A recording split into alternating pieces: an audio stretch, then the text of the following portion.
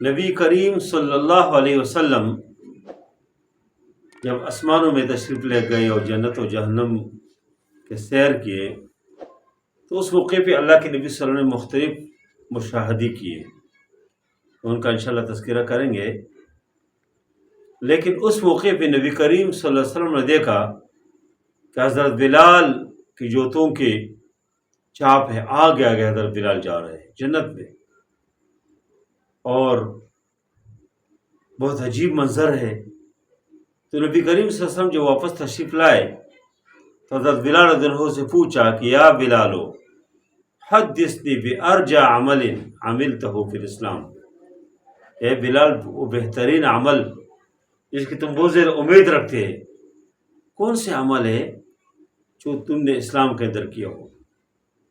فإنی سمعت دفن علیک بین یدی فی الجنہ، فرمایا کہ میں نے آپ کے جوتوں کی جو چھاپ ہے، جو قدم کی جو آواز ہے، میں نے اپنے سے آپ آگے آگے میں نے آپ کے قدموں کی آواز سنی ہے، میں نے جوتوں کے چھاپ سنی ہے۔ یہ کیا عمل کرتے ہیں؟ عمل کیا ہے؟ حضرت بلال رضی اللہ عنہ کی ایک لمبی تاریخ ہے، قربانی ہے۔ جب امیہ بن خلف کے وہ غلام تھے، اس نے کیا مظالم کی، مکی کے لوگوں نے اسلام کے پاداش میں اس بیچارے کے اوپر جو ظلم کیا کہ بھاری پتھر اس کے پیٹ کے اوپر رکھتے ہیں اور مدینے کی گلیوں میں گھسیٹ کے لے کے جاتے ہیں۔ کوئی ایک ظلم نہیں ہے، مظالم کے انبار ہے، ایک لمبی تاریخ ہے اسلام کی قربانیوں کی۔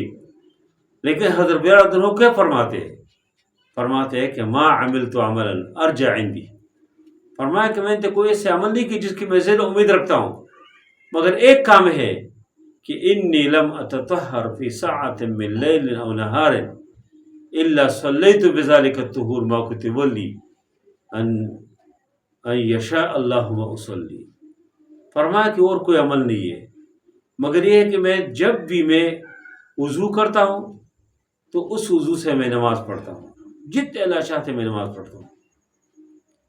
یعنی حضرت بلال رضی اللہ عنہ جو اپنے بہترین عمل کا تذکرہ کر جس کی امید رکھتے وہ کیا ہے، وہ یہ فرماتے ہیں کہ میں جب بھی وضو کرتا ہوں تو اس وضو سے میں کچھ نہ کچھ نماز پڑھتا ہوں۔ اس سے مراد کیا ہے؟ تحیۃ الوضو۔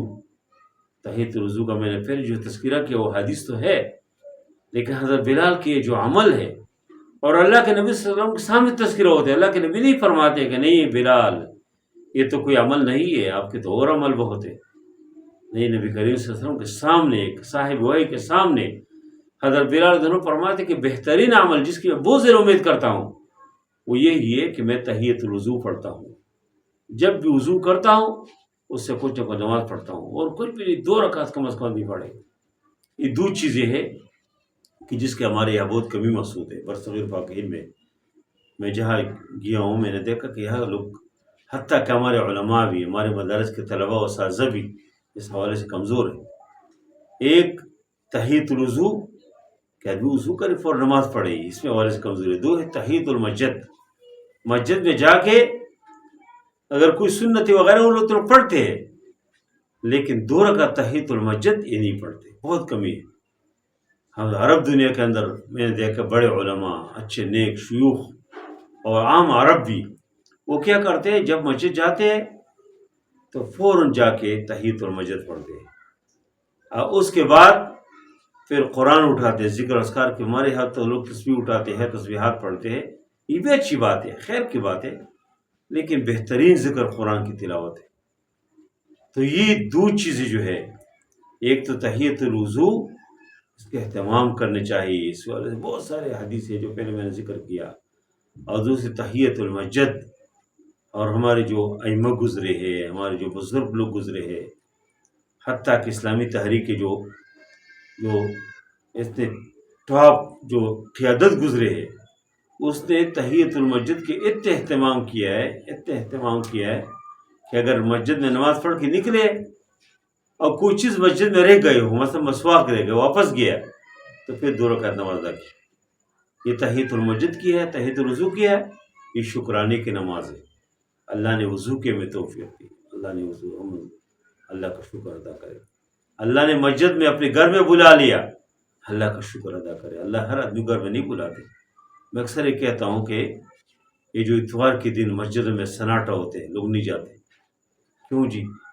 ہم دنوں میں تو بچوں کو جگانے کے لیے، اسکول بھیجنے کے لیے والدین صبح سویرے اٹھ جاتے ہیں، لیکن اتوار کے دن یا چھٹی کے دن جب بچے اسکول میں نہیں جاتے تو سارے لوگ سو ہوتے۔ پوچھے کیوں جی؟ آنکھیں نہیں کھلی ہے۔ آنکھیں نہیں کھلتی ہے جی، آنکھیں کھلتے ہیں لیکن اللہ نہیں بلاتے اب گھر میں۔